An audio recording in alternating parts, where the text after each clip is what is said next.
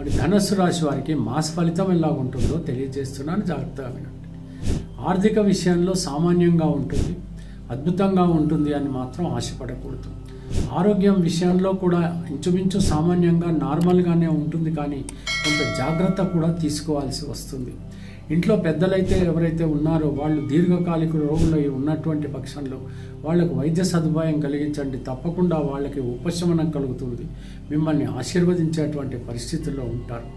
ఇంటి వాతావరణంలో కనుక తీసుకున్నట్టయితే మీరు కొంచెం భార్యాభర్తల మధ్యన, దంపతుల మధ్యన ఎలాంటి చికాకులు లేకుండా ప్రశాంతంగా ప్రేమ అభిమానంతో మెలగాలని, తర్వాత పిల్లలు ఎవరైతే ఉంటారో వాళ్ళపైన విరుచుకుపడొద్దని, వాళ్ళు ఒక రకంగా మిమ్మల్ని విసిగిస్తుంటే కూడా ప్రశాంతంగా ఇల్లు గడవటానికే ప్రయత్నించాలని మాత్రం నేను మీకు సలహా ఇస్తున్నాను.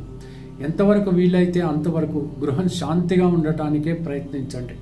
ప్రొఫెషనల్ రంగంలో ఉన్నటువంటి వాళ్ళు కూడా మీ సబార్డినేట్స్ సహకరించలేదనో, లేకపోతే సుపీరియర్స్ ఎవరైతే ఉన్నారో మీ పనిని చూసి శ్లాఘించలేదనో మీరు బాధపడవద్దు. మీ పని మీరు చేసుకుంటూ వెళ్ళండి.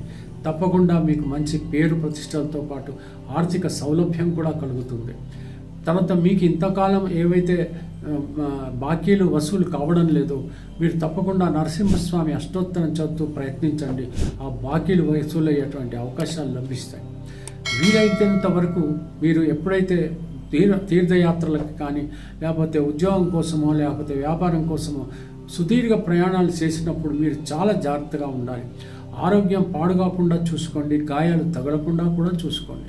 కోర్టులో కేసులు ఉన్నటువంటి వాళ్ళు సాధ్యమైనంత వరకు పోస్ట్ పోన్ చేసుకోవడం అనేటువంటిది మంచిది అనేటువంటి విషయం తెలుసుకోవాలి.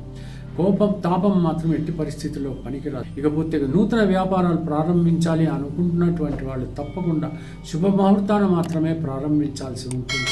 భాగస్వాములు ఉన్నటువంటి పక్షంలో ఒక్కసారి మీ జాతకాలను పరిశీలించుకొని మీ వ్యాపారానికి సరి అయినటువంటి విధంలో మీ జాతకం ఉందా పరిశీలించుకున్న తర్వాత లోటుపాట్లు ఏమైనా ఉంటే పరిహారాలు పాటించాల్సి వస్తుంది. ఈ విషయం మాత్రం మర్చిపోకండి. చలనచిత్ర రంగం అద్భుతంగా గడిచిపోతుంది. నటులకు కానీ, సాంకేతిక నిపుణులకు కానీ, మరి ఇతరత్ర ఎగ్జిబిటర్స్ కానీ, డిస్ట్రిబ్యూటర్స్ కానీ సరైనటువంటి కాలంగా మనం పరిగణించవచ్చు. మరొక విషయం ఏమిటంటే, పెళ్లి కానటువంటి వాళ్ళు ఎవరైతే ఉంటారో మీ ప్రయత్నాలు వెంటనే ప్రారంభించండి. సత్వరంగా మీకు కావలసినటువంటి మరి సంబంధాలు దొరకటం, వివాహాలు జరగటం కూడా జరిగిపోతుంది.